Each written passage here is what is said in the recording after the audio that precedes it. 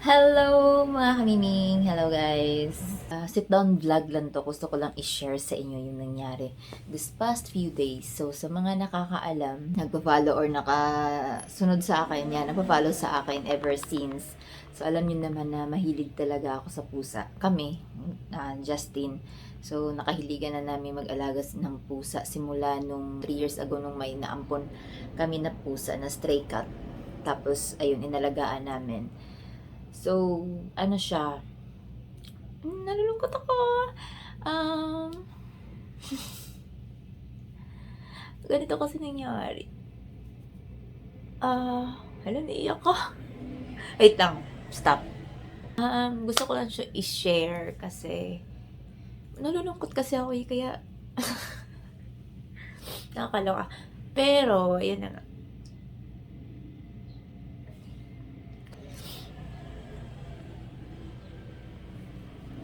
Naiiyak ako. Yeah, basta mga pusa namin, sobrang, part of the family na kasi sila. So, yung una kasi naming pusa, nagkasakit siya, parang siguro parvo siguro yun, kaya nawala, di ba? Basta matagal na. Alam ko, binlog ko din dito yun. Shinare ko din sa inyo. Tapos ngayon, last year, ang sumunod naman si Luffy, yung gray ko na pusa, kasi nagkasakit din siya dahil una, hindi ko kasi alam. Ano ba yung pangit na? Hindi ko kasi alam na ganun pala pag ang pusa is yung pabalik-balik siya sa cat litter. Alam ko, shinare ko na din to, pero babalik ko lang. So, babalik-balik siya sa cat litter. Tapos, akala ko okay lang yun. Yun pala, nahihirapan na pala siyang magwiwi. Yun. So, naghihina na siya. Saka ko siya dinala sa vet. So, ayun. Yun yung findings nila, mataas yung sa ihi, yung sa lab test niya. Ang ginawa ko nun is, pina-flash ko yung wiwi niya kasi yung bladder pala niya is puno na. So, ang ginawa ko, flashing lang yung ginawa ko. So, hindi ko siya pinaka-titer. Akala ko okay, magiging okay lang siya. Pero nanghihina pa din siya. So, inuwi namin. Ay, hindi na niya kinaya.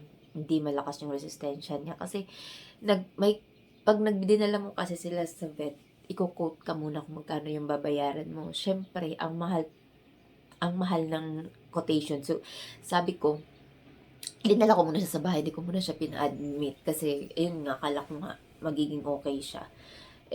Nung kinagabihan, hindi na niya kinaya, so, nawala naman siya. Ngayon, after 2 months, yung isa ko naman, si Saber, yung orange at saka yung orange-white na pusa namin, si Saber, yan yung picture niya. Nagkasakit naman siya, ganun din. So, yung pagkain, kasi nga, tapos mahina uminom ng tubig. So, ganun yung cause ng UTI ng pusa, usually.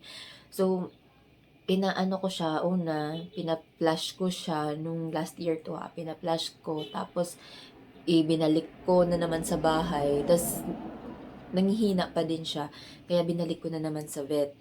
So, noon, pina-confine ko na siya. Siguro mga August to nangyari.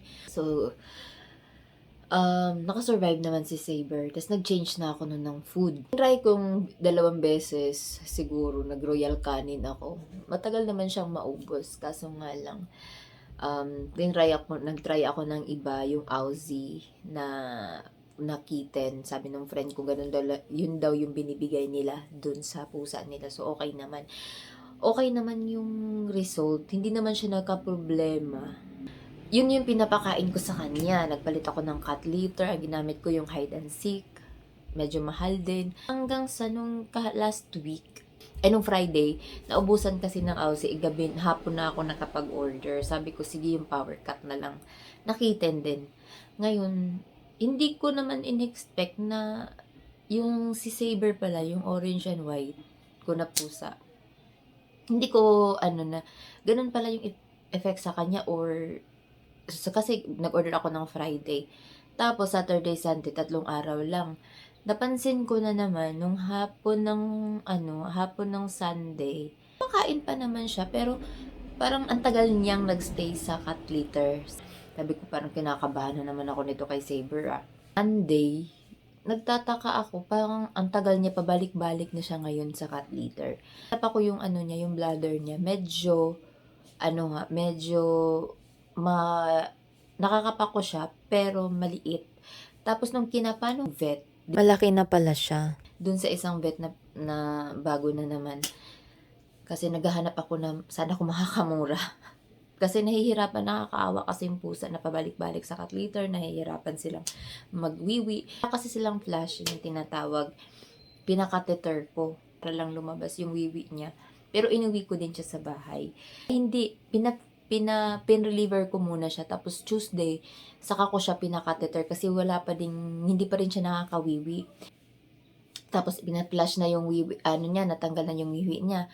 Nanghihina pa din siya. Tuesday ng gabi, hindi siya kumakain. Tapos, pero naglalakad pa din siya. Umiinom siya ng tubig.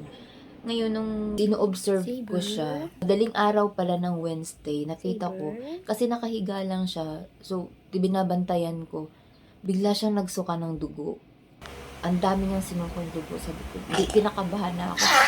Parang give up na nga kasi ako parang ayoko na kasi ang laki ng gastos, aalagaan ko na lang, aantayin ko na lang kung hanggang saan yung kaya ng resistensya niya, ganun na yung naiisip ko siya.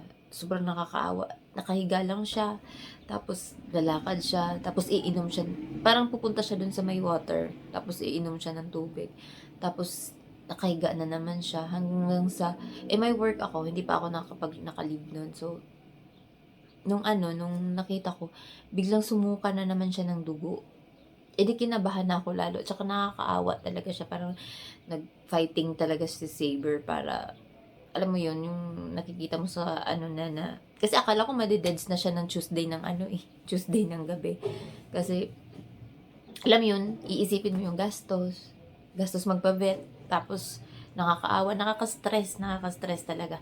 Tapos ngayon, ibuti na lang, 3 yung 3 yung out ko. So, ang ginawa ko, dinala ko na siya sa vet. So, pina-confine ko na lang siya. Ngayon, in-injectionan siya, tapos dinextrose kasi wala siyang kain Tapos pinakita ko sa kanila, ito nagsuka ng dugo, ganyan. Sabi nung vet, kailangan daw nilang mag-test ng dugo, CBC. So, ayun. Ngayon, ang findings is, meron siyang sinend sa akin yung result. Ngayon, mayroon siyang kidney failure. Naiyak pa naman ako. Natanggap ko na kahapon na hindi siya na baka na siya. Kaso nga lang, nakakaawa. Nakakaawa, pati gastos. Alam mo yun, tapos hindi pa yun sure. Kasi, kung sa kung sa tao pa yun, kailangan niya mag-dialysis. Wala naman dialysis yung pusa. So, ngayon, tinignan ko yung result. Ang sabi nung vet sa akin, kasi ko pa pinuntahan, baka bukas ko papuntahan.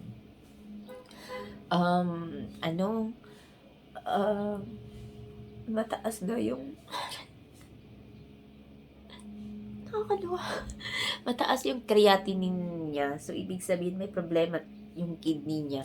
So, kasi ang normal lang daw is 100 plus. Tapos ngayon, parang, na siya, yung 1,000 na. Nakaka-stress lang kasi, ko ba? Nakakaawa. Kasi yun, paboritong pusa ni Justin. Tapos, parang, may stress ka, nakakaiyak kasi baka, bigla na lang siya mawala, hindi na niya kakayanin. Pero ino-observe pa rin naman siya. So, ayun, praying lang. Tulungan niya ako mag-pray. Na, maging okay siya or,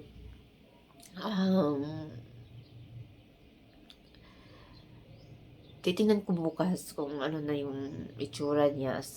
Pero hindi pa rin daw siya kumakain ng pusa. Force feeding pa din siya. Tapos, ayun. Ano ba yan? Imbis mag-share lang ako, naiyak naman ako. Wala lang kasi, nakakalungkot lang kasi kaya hindi naman ako masyadong nagkukwento, ganun. So, dito ko na lang isi-share sa inyo. So, sana, kung makasurvive si Saber, so, ayun, kailangan natin ng budget sa pag-aalaga ko ng pusa na alam ko naman na magastos, hala sige lang kasi. So, ayun lang, sana gumaling siya and pag-pray nyo na lang din and baka may alam kayo na technique sa mga pusa or ano kung paano mag-care, pero ano daw, prone daw kasi talaga sa sa UTI ang mga lalaking pusa, tapos mas maganda pa daw na babae yung aalagaan. Eh, nagkataon na lalaki si Saber. Pati si Luffy, yung namatay ko na pusa, lalaki din yun. So, ayun lang. Share ko lang yung ganap ko ngayong araw na to. Nalulungkot kasi ako kasi kanina pa ako pa ikot-ikot. Tapos ayun, na-receive ko nga, sabi ko nga, buhay pa siguro yun kasi hindi pa wala pa akong nare-receive na update sa vet. Pupuntahan ko na dapat, kaso tumawag. So, ayun, bukas ko na lang bibisitahin. Pero sana maging okay siya. And, kailangan natin magsipag. Dahil malaki ang babayaran natin. So, ayun lang. Update ko na lang din kayo. Dahil, update ko na lang din kayo mga kamiming kung ano na yung nangyari sa mga miming ko dito sa bahay. So, ayun. Nakakalungkot. Basta, pray ko na lang na sana maging okay siya. Kasi, maiiyak na yun si Justin. Malulungkot yun. Sabi ko na, naku, ang mahal magpaano, ang mahal magpa-vet. Sabi niya, di yung pera ko na lang, gamitin mo. Akala mo naman, ang kalaki ng pera niya. So, ayun lang. Ano ba yan? Sige na, babay na. Update ko na lang kayo. Pag-pray nyo na sana gumaling si Saber para hindi na mabawasan yung aking mga alaga. Yun lang. Bye-bye.